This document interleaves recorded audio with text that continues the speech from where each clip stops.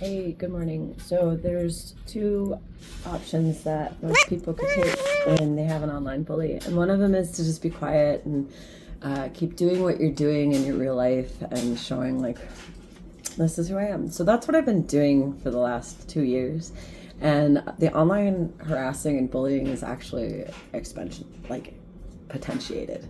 Um, so I'm making a statement. Hi, my name's Corinne Vivers. I bought a business in 23. I've been doing vet tech work for roughly 25 years. I worked in critical care and emergency. I worked in academia. I'm currently doing part-time work as a euthanasia tech, helping animals cross the bridge under a veterinarian supervision.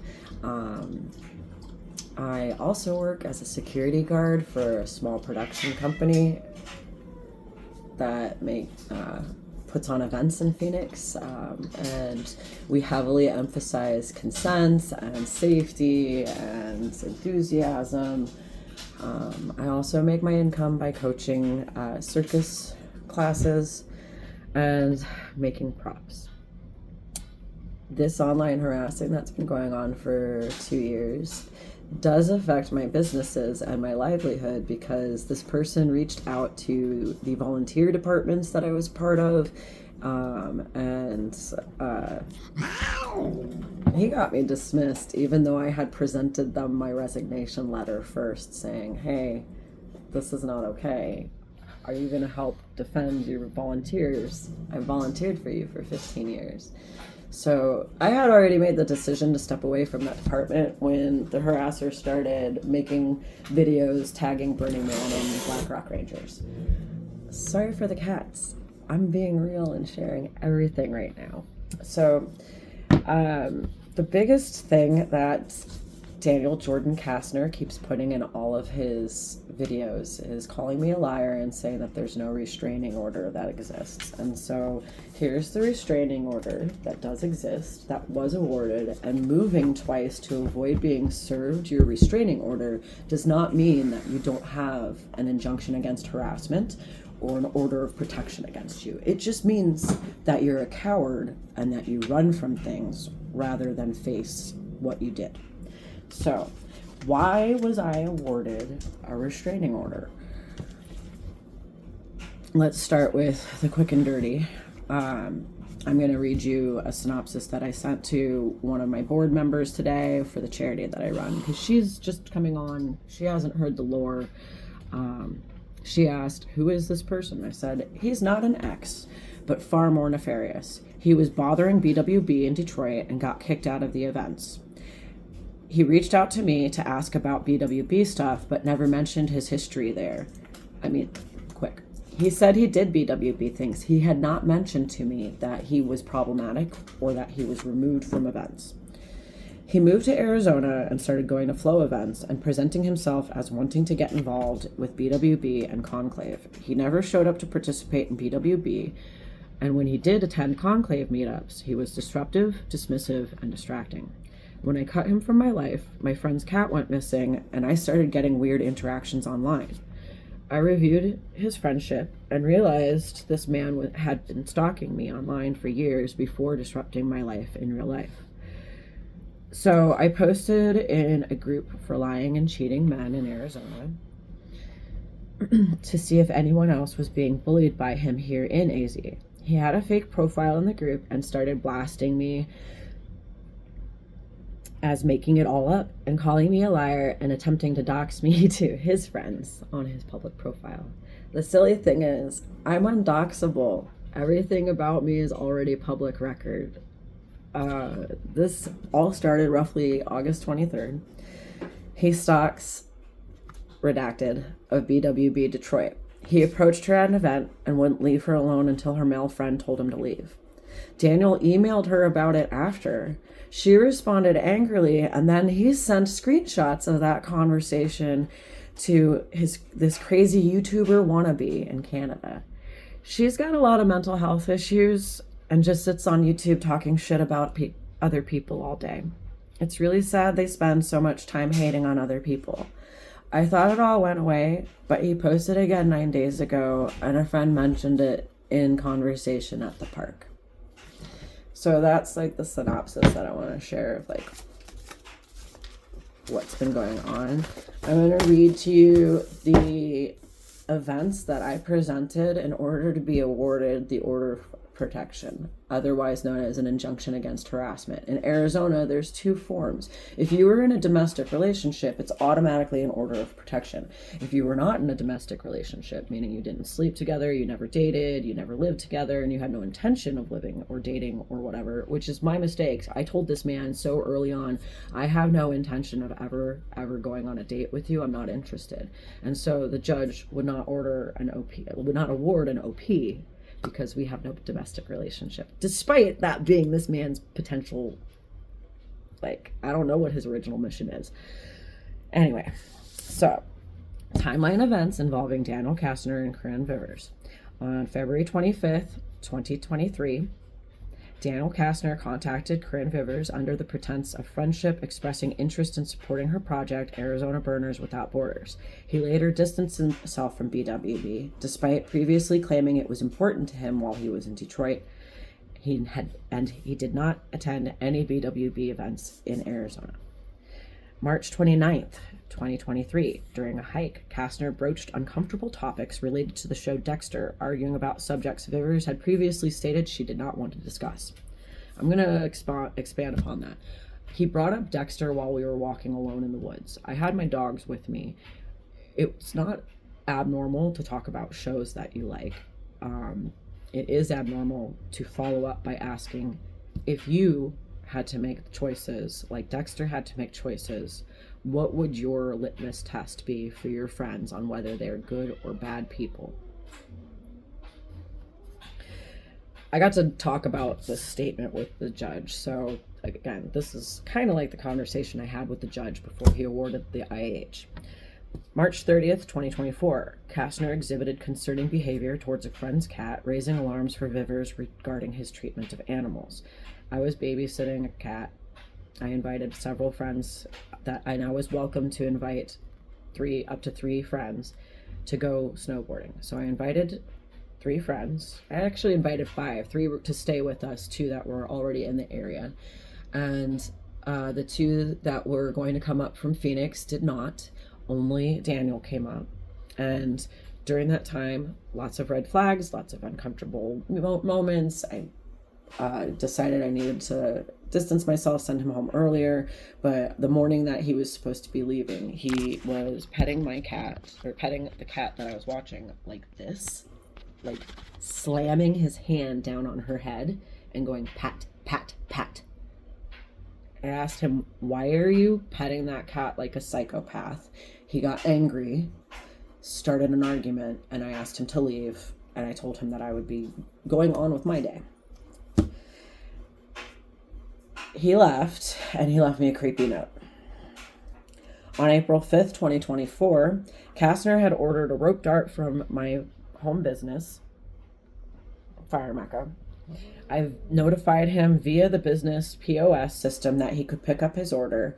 Kastner replied that he couldn't make it in during regular business hours. I suggested that he could make another arrangement since he had previously been inside my home during early on, when I still was trying to figure out who this person was. I was hosting these monthly meetups on Monday nights, and several friends would come over. They would bring some food. It would be, mostly just talking. Tried to strive to have non-alcoholic events, sober events. He attended one of these early on before he started creeping me out, and then I actually never invited him back into the house again. He was presenting like he wanted to be part of Fire Mecca as an affiliate. I gave it a shot. We had a couple video meetups. Again, things were not looking the way that they should, feeling the way that they should. And so I disengaged and said, I'm really busy and I don't actually have any more time to work on affiliate stuff with you. So when he ordered this rope dart from my house, my home address is listed on the business website at the point. People were allowed to pick up props. I would make the arrangements, and I would meet them at the very, very front gate it requires a key to get in. It's a secure community. So when I made the arrangements for him to come to the home business, I did not say like walk up to my front door whenever you want with whomever you want. So that's important. April 6, 2024, Kastner attended a Heliotropic Ranger session at the last minute. Heliotropic Rangers is a group of volunteers that work Burning Man type events in the Arizona region at the time. The session, led by Vivers, focused on personal disputes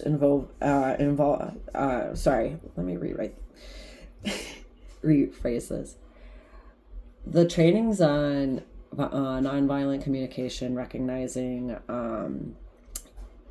patterns, keeping the community safe. Rangers help keep our community safe. During the session, what I was trying to say was that Daniel focused on his personal disputes involving a woman named Katie, who he had stated wanted to become a volunteer ranger. And so he was going to get into the Rangers to block her from that. I privately messaged him during the training and had to tell him, hey, I need you to stop asking these questions in this training. Like our training session is not about your personal dispute about some camping stuff that you loaned a woman and never got back. It's a whole nother story. There should be other injunctions against harassment against that. On April 7th, 2024, Kastner arrived uninvited at my house with a male companion who claimed to be his mentor. The mentor's behavior was notably detached. He never took his glasses or his sunglasses off inside my home.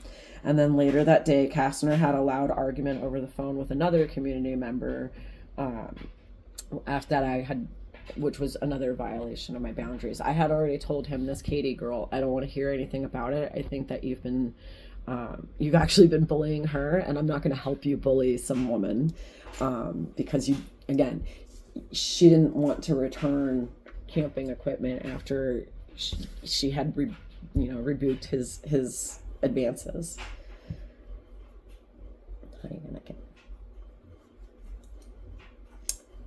April 8th, 2024, Vivers emailed Kastner outlining the boundaries he had crossed. Kastner replied defensively, justifying his actions and accusing Vivers of being anxious. I'm not going to give any more side notes. I'm just going to read the rest of it because I don't want to make an hour-long video with all of my personal side notes and stuff. You guys can ask questions. April 9th, 2024, Vivers felt increasingly threatened by Kastner's actions and communicated her safety concerns to her sister, providing details about Kastner and a photograph of his van. I was actually scared, like he's going to kidnap me at this point. August 10th, 2024, Vivers posted in a closed women's group seeking advice about unsettling behavior from Daniel. I did not name him, but shared a photograph.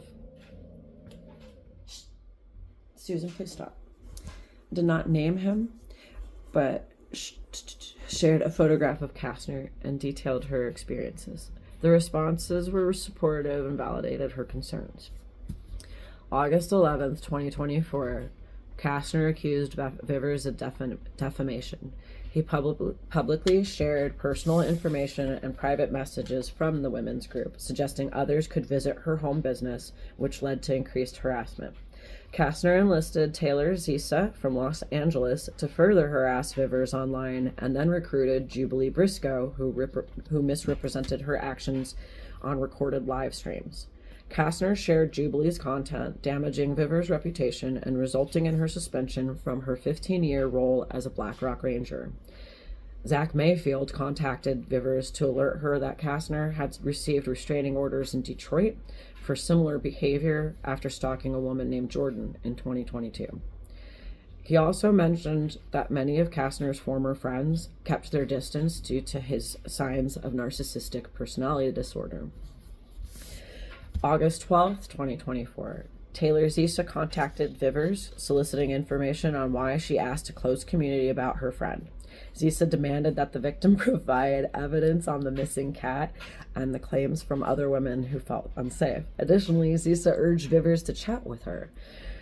The victim screen capped Zisa's profile picture and sent it to Kyle, who suggested it was likely a fake profile. August 20th, 2024, Vivers received notification from her employer that she was being placed on suspension due to online traffic related to her name appearing on Daniel and Jubilee's platforms. She is still awaiting response on whether that suspension will be lifted. November 19th, 2024, Kastner posted a screen recording of an unlisted video made by Vivers that was intended only for a few friends. Jill. The video outlined Vivers' concerns about Kastner's behavior and included his last known address in case she disappeared. Kastner edited the video, removing critical context and misrepresenting its message, which constituted harassment and intensified Vivers' fear for her safety. Behavioral observations. So that's my timeline up until November 19th of 2024, when this was filed. Behavioral observations. Throughout the documented interactions, Kastner insisted that he was an atheist. However, it is notable that he has 3 published books focusing on themes related to finding God. This contradiction raises questions about his self-representation and may relate to his behavior and interactions with the victim. Kastner expressed a desire to become a Fire Mecca affiliate, which he used to approach female-presenting friends within the community. Several individuals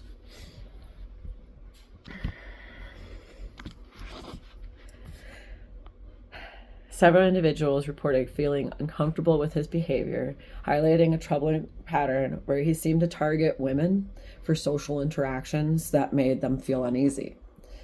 It was later discovered that Kastner lied about being involved with Burners Without Borders in Detroit and had been asked to stop participating due to concerning behavior.